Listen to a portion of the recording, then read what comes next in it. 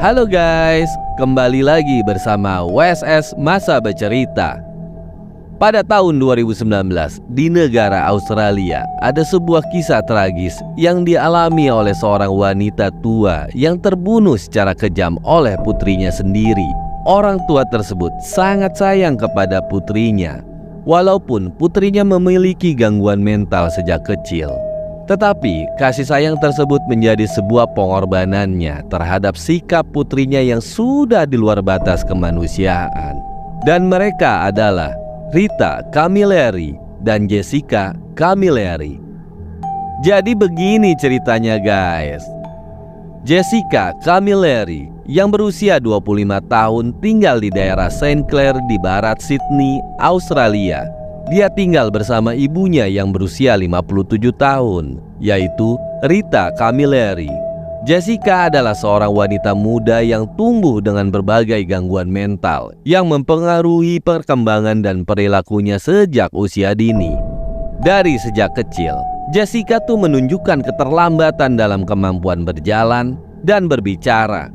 Perkembangan intelektualnya pun juga terhambat dengan kesulitan dalam membaca, menulis, dan berhitung.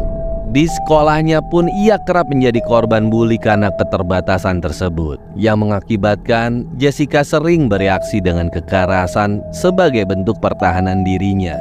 Ia juga didiagnosis dengan autisme, OCD, yaitu gangguan obsesif kompulsif, ADHD, gangguan perhatian dan hyperaktivitas, dan depresi. Meskipun mendapatkan diagnosis tersebut, penanganan terhadap kondisi mental Jessica tampaknya tidak optimal, yang pada akhirnya seiring berjalannya waktu, perilaku agresifnya semakin memburuk. Ketika dia tumbuh makin dewasa, perilaku agresifnya Jessica semakin sering muncul, baik di lingkungan sekolah maupun di rumahnya. Ia juga mengalami berbagai konflik dengan anggota keluarganya, termasuk orang tua dan kerabatnya. Jessica juga menunjukkan kecenderungan untuk melakukan kekerasan fisik terhadap orang lain, seperti menggigit dan menyerang teman sekelasnya. Pada tahun 2012, agresivitas Jessica semakin parah. Ia mulai menyerang orang asing hanya karena hal-hal yang sepele, seperti pandangan yang tidak disukainya. Selain itu, Jessica mengembangkan kebiasaan mengganggu orang lain dengan menelepon nomor acak dan mengancam mereka dengan kekerasan. Ancaman-ancaman itu sering sekali melibatkan pembunuhan dengan cara yang sangat brutal, seperti kepala atau menusuk korban. Jadi contohnya kayak gini ya guys. Jangan macem-macem sama saya. Kalau enggak, saya kepala Anda. Upaya ibunya untuk menghentikan perilaku putrinya pun tidak pernah berhasil. Putrinya tetap melanjutkan tindakan-tindakan mengerikan tersebut, dan pada akhirnya membuat situasi di rumah menjadi semakin tegang dan sangat berbahaya. Pada bulan Juli 2019, ketegangan di rumah semakin memuncak ketika seorang anak laki-laki berusia 4 tahun dan juga merupakan kerabat Jessica dan Rita datang untuk tinggal bersama mereka. Kehadiran anak ini membuat Jessica merasa cemburu dan marah karena perhatian ibunya lebih banyak tercurah kepada anak tersebut. Pada tanggal 20 Juli 2019, situasi mental Jessica mencapai puncaknya. Jessica merasa kesal banget karena ibunya ingin menghubungi layanan darurat untuk membawanya ke rumah sakit jiwa. Dia pun menyerang Rita, yaitu ibunya sendiri, dengan kekerasan yang tak pernah terbayangkan oleh manusia sewajarnya. Pada saat itu, dia langsung menyerang ibunya berkali-kali dengan pisau dapur, seperti di wajah, kepala, dan leher. Dan setelah ibunya berkali-kali, akhirnya dia kepala ibunya di depan seorang anak laki-laki yang masih kecil, yang kebetulan sedang menginap di rumah mereka. Anak laki-laki itu adalah keponakannya Jessica sendiri. Kebetulan ibunya, yaitu Rita, sedang mengasuh adiknya saat kejadian itu terjadi. Ia diyakini menyaksikan peristiwa yang terjadi dan juga terluka dalam perkelahian tersebut, serta mengalami cedera ringan di kepala. Dia pun dirawat dan dipulangkan di rumah sakit anak Westmead. Telah melakukan tindakan brutal tersebut, Jessica membawa kepala ibunya dan berjalan ke rumah tetangganya untuk meminta bantuan. Pada saat pihak kepolisian datang, salah satu polisi mendapati Jessica sedang berlumuran darah dan mengklaim bahwa ia bertindak dalam pembelaan diri. Namun, bukti yang ditemukan di tempat kejadian menunjukkan bahwa Jessica yang memulai serangan tersebut dan bukan sebaliknya. Tidak lama kemudian, Jessica ditangkap dan didakwa atas pembunuhan ibunya.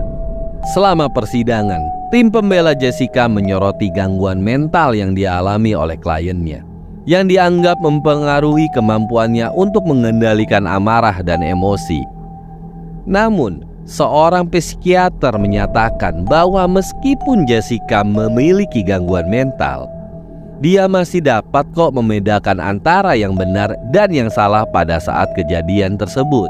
Dan dalam persidangan terungkap bahwa Jessica sempat bertanya kepada petugas yang melapor ke lokasi kejadian, apakah dokter boleh menjahit kembali kepala ibunya?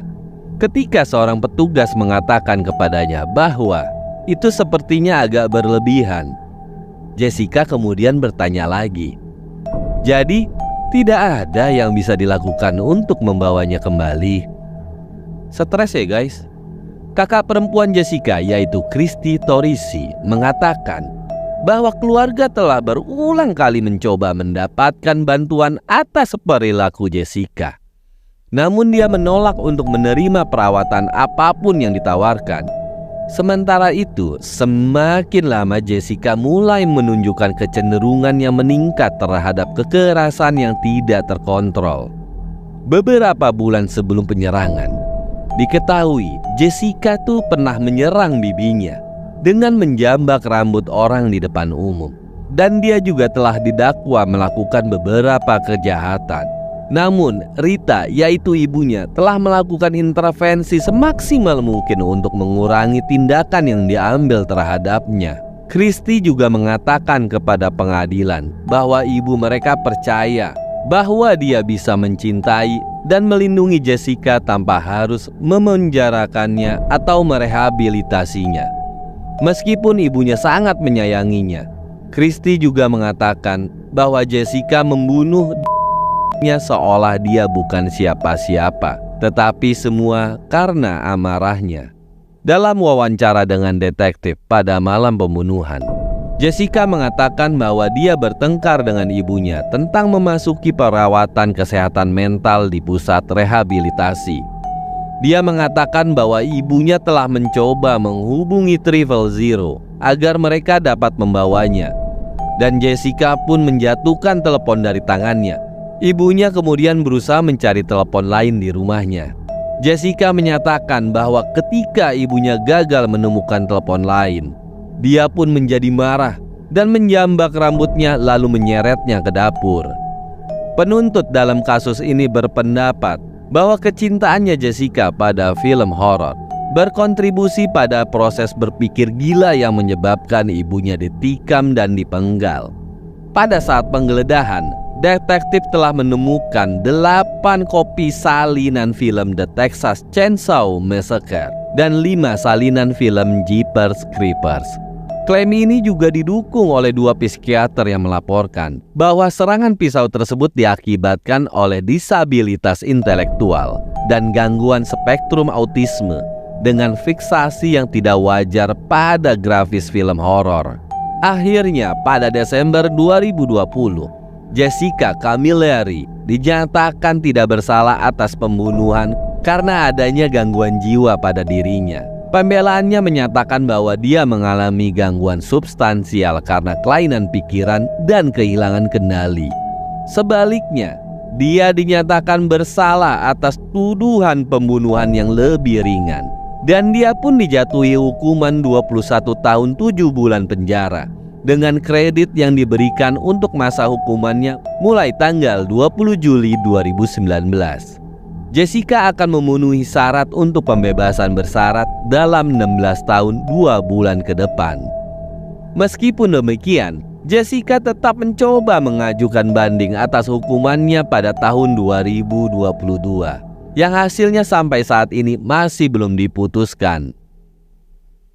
Oke guys, itulah cerita dari anak yang tega membunuh ibunya sendiri karena dia tidak mau untuk menjalani perawatan gangguan mentalnya. Semoga cerita ini bisa jadi pembelajaran bagi kita semua agar bisa menjadi lebih baik dari sebelum-sebelumnya. Terima kasih bagi yang sudah menonton dan mendengarkan cerita dari kami. Sampai ketemu di cerita-cerita selanjutnya. Cerita apa lagi ya? Jangan lupa ya untuk like dan subscribe-nya jika kalian sudah jatuh hati kepada kami.